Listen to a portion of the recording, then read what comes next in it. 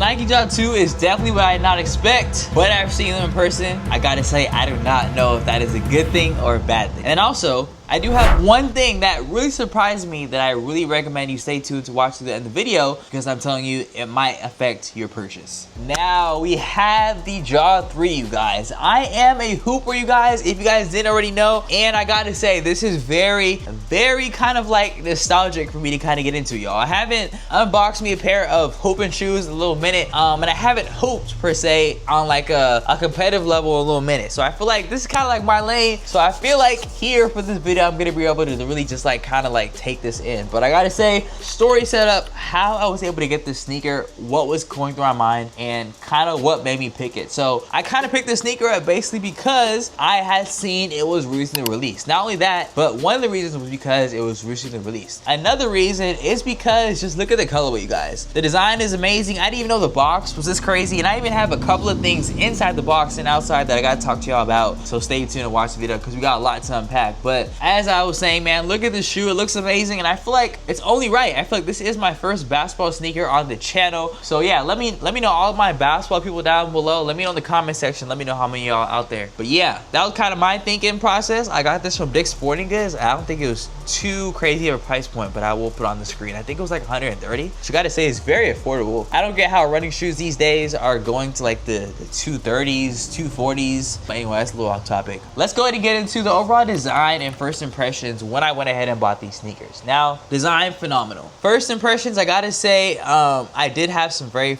bad first impressions, you guys, but it was also good. That's kind of why in the beginning of the video I was kind of like, once I saw it in person, I couldn't really tell if this sneaker was gonna be a good review or a bad review. So basically, I had went to this Dick's Sporting Goods. They said they had this sneaker, but when I went in the store, they had not had it originally. So I kind of had to go ahead and try to like work my way through, go through the employees, kind of see if they had the sneaker, go through the colorway, sizes, things like that. And then we were finally able to find the sneaker, but it was in a crazy small size, you guys. You guys are not gonna be able to even believe what size this shoe is, y'all. It's literally a size 9, and I wear a size 10 and a half, you guys. So me being me and me just wanting to get this sneaker on the channel, I decided, give me the sneaker, I'll make it work. And as you guys see from the video, the sneaker clearly does not fit. I tried everything. I tried to no socks, I tried socks, I tried many things, y'all. Nothing worked. So with that being said, y'all, leave a like on this video, y'all, for just all these hardships.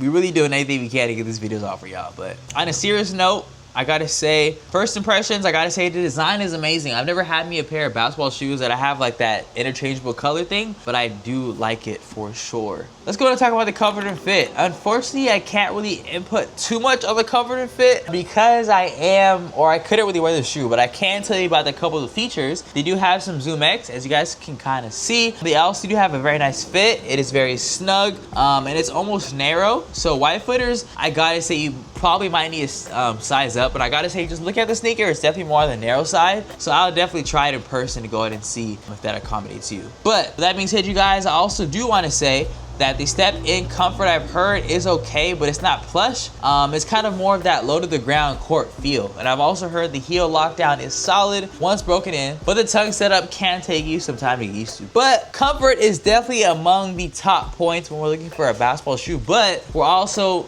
wanting to look and see about that performance. Now, with the performance on this shoe, I'm gonna give you guys a couple of performance that I got from research. Remember to take this information with a grain of salt and just know that I actually didn't put these sneakers on feet and actually put them to work in a game scenario. Just know the on-court, the Jaw 3 definitely feels quick. Of course, you guys know Ja Morant is quick, so he needs a nice light agile sneaker. The traction is grippy, especially indoors, and you can stop literally on a dime. I can tell by the traction on the bottom. And also, the cushioning is firmer than expected. If you like the balance in the Jaw 1, which is the iteration 1 of the Jaw, you might find this one a little more stable but less springy. It kind of makes for a great explosive guards who kind of want that court feel, but not ideal for someone who's looking for that max impact protection. Now, durability and value, guys. Now, this sneaker, I would say they did a very nice job at valuing this at a very nice price. For a retail price of around 120 or like 130. I feel like that's amazing for a great colorway sneaker, great quality of materials. You get a great experience from the box. I feel like that's a lot. I feel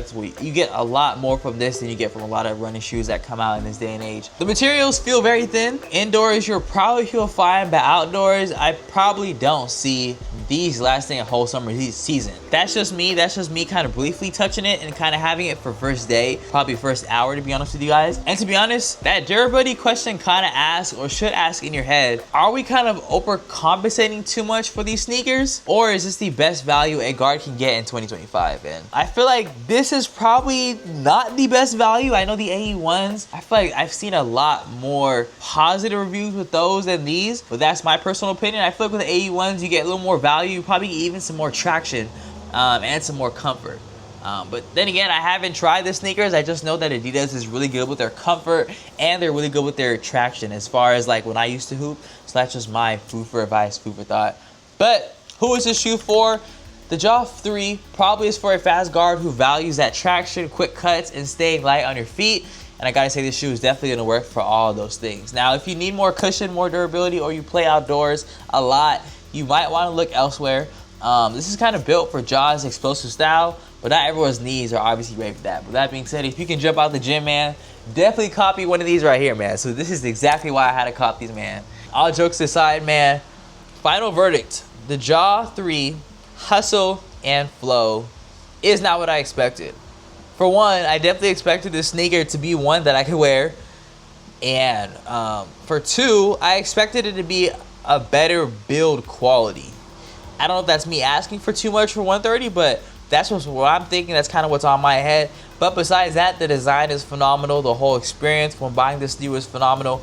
And I feel like you really can't go wrong. I feel like this is going to be a great shoe in terms of like hooping season this year.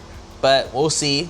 And yeah, I feel like this shoe is definitely lighter, quicker, and grippier than I thought it was going to be. But it's also firmer and less cushion than most guards will probably want. Because I definitely know what a guard would want. I definitely used to play guard in high school. But at 120, 130, give or take, it's still a solid buy if you mainly hoop indoors and love that responsive feel. But if you're chasing durability or all-day comfort, you might need to keep looking. What do you think of the Nike Jaw 3 Hustle and Flow? Let me know in the comment section down below. Make sure to leave a like on this video if it did kind of help you make a decision, or kind of just helped spark that interest, or kind of just gave you a little bit of details you needed from the shoe. Make sure to subscribe for some more reviews like this. But you guys, since you have watched the video this far through, I really recommend you click this video right here since you really like the Jaw 3. I'll see you there.